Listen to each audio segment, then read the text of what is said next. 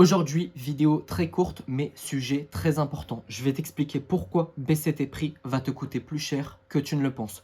Si tu es sur cette vidéo, je sais exactement ce que tu ressens, par quelles émotions tu passes, etc. Tu vois, quand tu commences à paniquer parce que tu vends pas assez, parce que ton offre à étiquette ou tes produits que tu viens de publier, ta promotion n'a pas fonctionné, etc.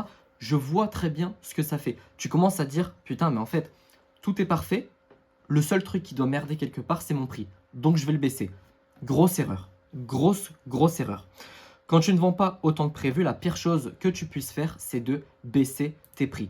Et pourtant, dans la logique des choses, je dis bien dans la logique, baisser tes prix, c'est censé rendre ton offre plus attractive, te démarquer de la concurrence et faire venir plus de clients. Ça, c'est ce que normalement tu as pensé. Ok?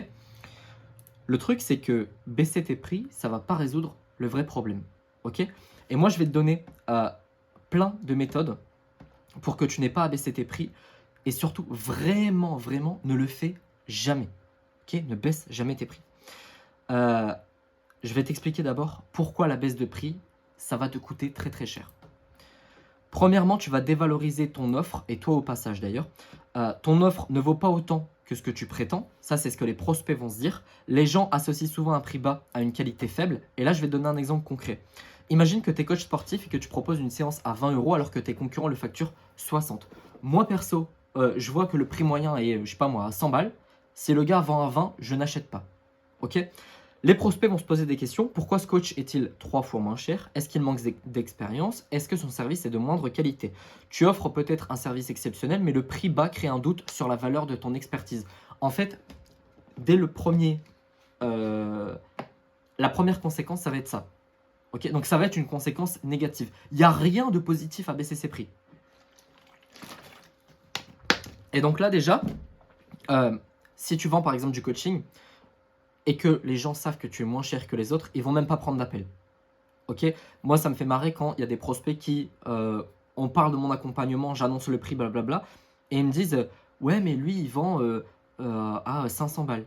MDR, un coach business qui vend un truc à 500 balles. Il ne doit pas avoir fait grand-chose dans le business pour vendre à ce prix-là, pardon. Tu attires les mauvais clients. Ça c'est la deuxième conséquence.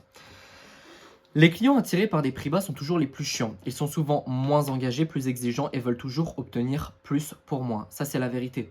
En tant que coach business, quand j'ai commencé à vendre au-dessus de 1500, j'ai eu des clients très sérieux. Tous ceux qui sont en dessous de 1500, la majorité, je ne dis pas tous, parce que voilà, il y a des exceptions, la majorité, c'est des gens qui ne sont pas coachables, qui remettent en question ce que je vais leur dire, etc. C'est des gens très chiants. Donc, il y a vraiment, en fonction des domaines, en fonction des niches, un coach sportif, ça ne va pas être pareil par exemple, mais au-dessus d'un certain prix, ça va être que des gens sérieux qui vont t'écouter, ça va être la bonne ambiance, etc. En dessous d'un certain prix, ça va être la merde. Donc si quelqu'un prend ton offre juste parce que ton prix est bas, c'est que tu ne sais pas créer une offre. Si, je te le dis, si un mec te dit « Ah bah oui, je viens chez toi parce que t'es moins cher », t'as raté. T'es une merde. C'est nul. Ok? Exemple concret. T'es designer, tu baisses tes prix de 50%. Très vite, tu te retrouves avec des clients qui négocient chaque petit détail. Et ça, c'est la vérité. Demandent des révisions illimitées et refusent de payer pour des extras. Ces clients low cost ne te laisseront pas respirer et te feront travailler plus dur pour beaucoup moins. C'est un fléau. Ok? Les clients comme ça vont te donner envie d'arrêter ce que tu fais comme métier. Ok? Donc vraiment, ne baisse pas tes prix aussi pour cette raison. Ensuite, tu vas tuer, mais littéralement, tu vas tuer ta marge et ta motivation. Tu devras travailler plus pour gagner la même chose, voire même moins. Donc, tu vas t'épuiser. Tu finis par avoir l'impression de brader ton savoir-faire ou ton expertise, ce qui peut être extrêmement démotivant. Exemple concret. Tu es un consultant qui facture 500 € pour une session de 2 heures, mais tu décides de baisser tes prix à 200 balles pour attirer plus de clients. Tu vas te retrouver à faire plusieurs sessions pour avoir le même revenu. Okay? Résultat, tu vas travailler beaucoup plus d'heures, tu seras beaucoup plus fatigué, tu auras moins de temps pour les tâches plus stratégiques comme le développement de ton propre business et tu vas mettre moins d'efforts, moins d'intensité, moins de joie, moins de bonheur dans chaque call avec tes clients. Ok? Parce que, on va pas se mentir, un mec qui te paye 2000 balles, je dis une connerie, hein, mais 2000 balles pour une heure de coaching contre 500 euros pour une heure de coaching, tu vas être beaucoup plus motivé à aider celui qui a payé 2K. Ok? C'est humain, c'est comme ça. Tu te places dans une guerre des prix et là, c'est l'autodestruction assurée. Il y aura toujours quelqu'un d'autre qui va être prêt à descendre beaucoup, beaucoup plus bas que toi, quitte même à vendre à perte. C'est une course sans fin qui finit par tuer toute rentabilité. Exemple concret avec des restos. Imagine, il y a un restaurateur qui commence à réduire les prix de ses plats pour rivaliser avec d'autres restaurants de sa ville. Rapidement, un autre va le faire, c'est sûr et certain. Et encore un autre, et encore un autre, et encore, ça va faire une boucle infinie. Et pendant ce temps-là, les restaurants qui misent sur la qualité, l'expérience client et des offres uniques vont continuer de prospérer avec une clientèle fidèle. Les autres vont juste s'auto-détruire. Ok? Qu'est-ce que tu dois faire à la place de baisser tes prix? On va le voir juste après. Mais juste avant, si tu me suis depuis quelques temps, tu le sais déjà, mais j'ai une formation gratuite que j'ai nommée le programme Initiation, dans lequel je te montre comment créer une audience qualifiée en 30 jours sur Instagram. Si tu la prends, tu seras automatiquement ajouté à ma liste email et donc tu recevras un conseil business tous les jours à 18 h. Le lien est dans ma description et dans le premier commentaire épinglé. Si il n'y a pas de si en fait, va la prendre parce que tu vas oublier à la fin de la vidéo, tu vas oublier, tu vas pas la prendre. Et franchement, tu peux littéralement passer de 0 à 10, 20, 30 000 abonnés rien qu'avec ma formation gratuite. J'ai tout donné dedans. Et si tu as besoin de conseils personnalisés, tu peux réserver ton coaching offert de 30 minutes. Je ne mange personne. Je vais répondre à absolument toutes tes questions pour que tu repartes avec le plus de valeur possible. Le lien est également dans ma description et dans le premier commentaire épinglé. On passe à ce que tu dois faire à la place. Tu vas mettre l'accent sur la valeur. C'est la seule et unique putain de chose à faire.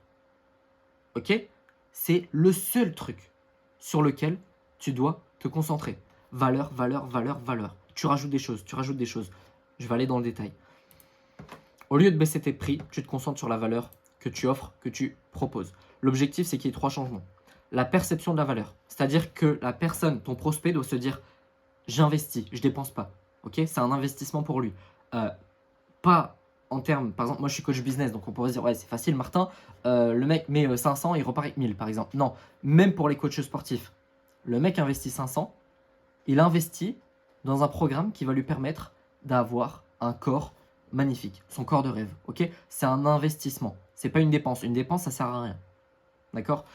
Différenciation par la valeur, tu dois pas te différencier par ton prix. Tu dois pas te dire, si tu es en call avec un prospect et que le gars te dit c'est quoi la différence entre ton concurrent et toi et que tu sors le prix, t'es une merde.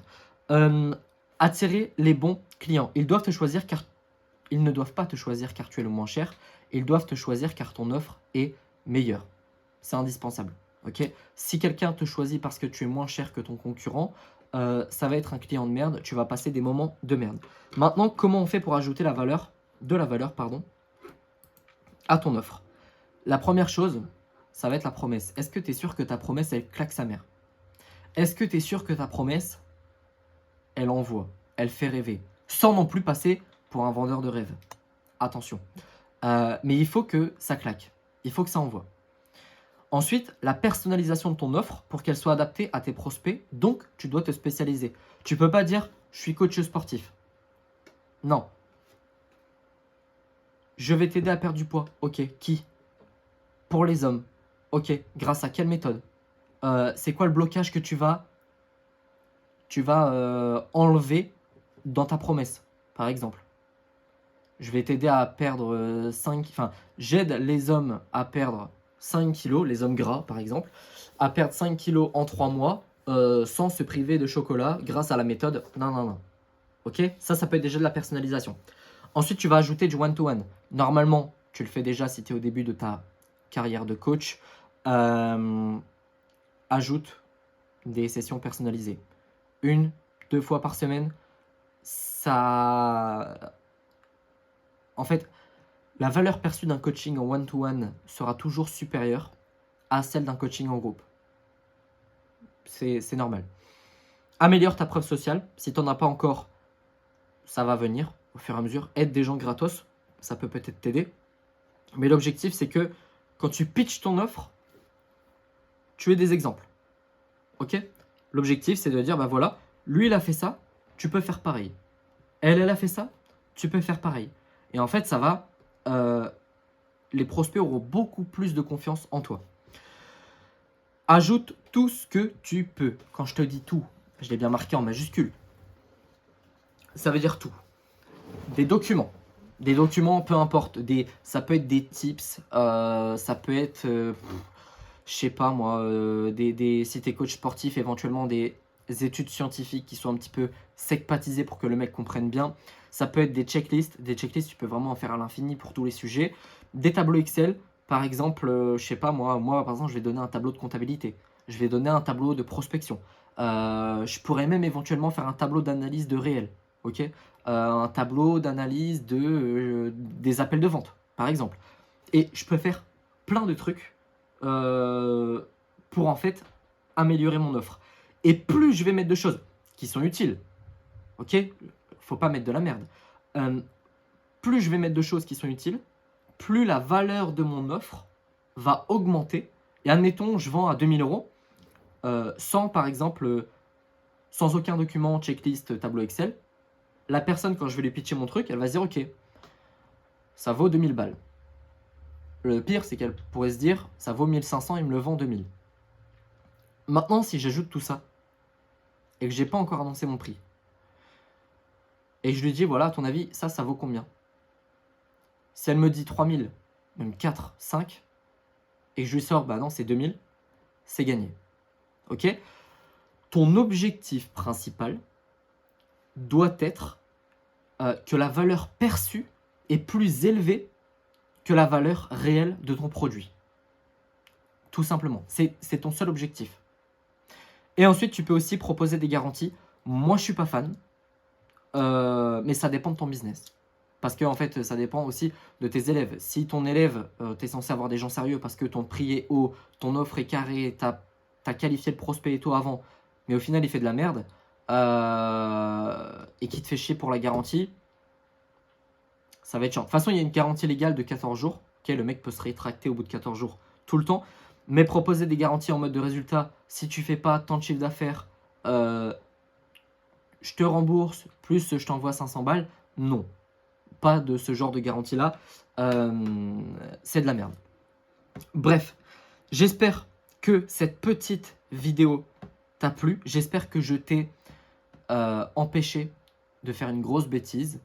Sur ce, je te souhaite une excellente journée, une excellente soirée et je te dis à bientôt. Ciao!